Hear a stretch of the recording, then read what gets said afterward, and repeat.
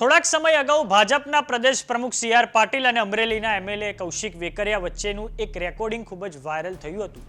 તો હવે એ વસ્તુ ચોક્કસ છે કે બીજેપી પ્રદેશ પ્રમુખ સી આર પાટીલ આ કોલ રેકોર્ડિંગ જાતે તો વાયરલ કરે નહીં, સાથે જ એમએલએ કૌશિક વેકરિયા પણ આ વસ્તુ ના કરે, કેમ કે સી આર પાટીલ તેમને ઠપકો આપી રહ્યા છે. તો હવે એ વિગતો બહાર આવી છે કે કઈ રીતે આ કોલ રેકોર્ડિંગ વાયરલ થયું હતું, જેનાથી સૌરાષ્ટ્રના રાજકારણમાં ગરમાવો આવી ગયો. નમસ્કાર, જમાવટ સાથે હું છું પાર્થ.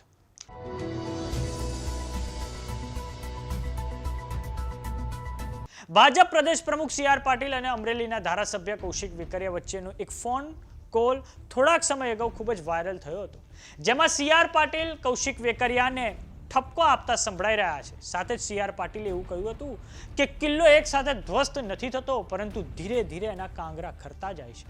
તો સૌથી મોટો પ્રશ્ન એ છે કે સી આર પાટીલ અને કૌશિક વેકરિયા વચ્ચેનો આ ઓડિયો કોલ કોણે વાયરલ કર્યો હતો?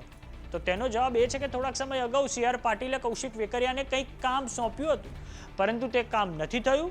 ત્યારે સી આર પાટીલનો ફોન કૌશિક વેકરિયા નહોતા ઉપાડી રહ્યા, અને માટે જ્યારે સી આરને ખબર પડી કે કૌશિક મારો ફોન નથી લઈ રહ્યો, ત્યારે તેમણે કોઈ અન્ય કાર્યકરના ફોનથી આ કોલ કર્યો હતો.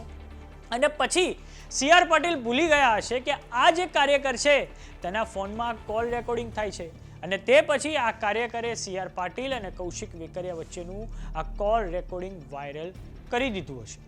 તો આવો આપણે ફરી એકવાર સી આર પાટીલ અને કૌશિક વેકરિયા વચ્ચેનો એ કોલ રેકોર્ડિંગ સાંભળીએ. રામ રામ. કૌશિક, મેં તને ફોન કર્યો, પછી વોટ્સઅપ કર્યો, તો બી તારો ફોન નહીં આવ્યો. પછી મારામાં તમારો ફોન તો તમારો ફોન આવી જાય છે.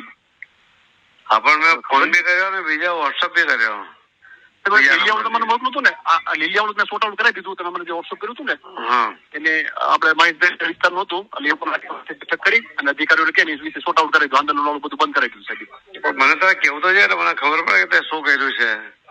હા સાહેબ, એટલે સોરી સાહેબ મેં સામે, પણ એ લીલિયાવાળું સાહેબ મને વોટ્સઅપ કર્યું તરત મેં તે દિવસે અધિકારીઓ તમે છે ને તમારા કિલ્લાના કાંકરા છે ને આખો કિલ્લો એક સાથે નહીં પડતો, ધીમે ધીમે પડે. હા સર. એટલે તું જો આ રીતે ધ્યાન નહીં આપશે ને તમારા વિસ્તારમાં, એક સમય હતો ને કે તારી ચાપ સારી હતી, ધીમે ધીમે બગડતી જાય છે.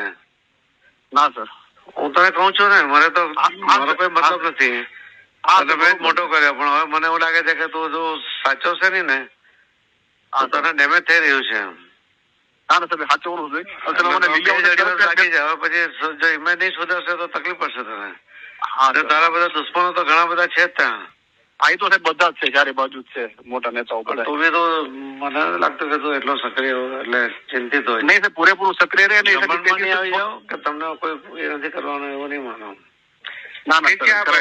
વાત કરીએ અમરેલીના એમએલએ કૌશિક વેકરિયાની, તો તેઓ બીજેપી પ્રદેશ પ્રમુખ સી આર પાટીલના નજીકના ગણાય છે. તેઓ 2022ની વિધાનસભાની ચૂંટણીઓમાં પહેલી જ વાર અમરેલી પરથી કોંગ્રેસના પરેશ ધાનાણીની સામે ચૂંટાયા છે. આ પહેલા કાર્યકાળમાં જ તેમને ભારતીય જનતા પાર્ટી દ્વારા વિધાનસભામાં ડેપ્યુટી ચીફ વ્હીપ બનાવવામાં આવ્યા છે. અગાઉ કૌશિક વેકરિયા પાયલ ગોટીના કેસમાં લાઇમલાઇટમાં આવ્યા હતા. પાયલ ગોટીએ થોડાક સમય અગાઉ સીએમ ભૂપેન્દ્ર પટેલને પત્ર લખ્યો હતો, અને તેમણે આ પત્રમાં અમરેલીના એમએલએ કૌશિક વેકરિયાનું નામ લીધું હતું.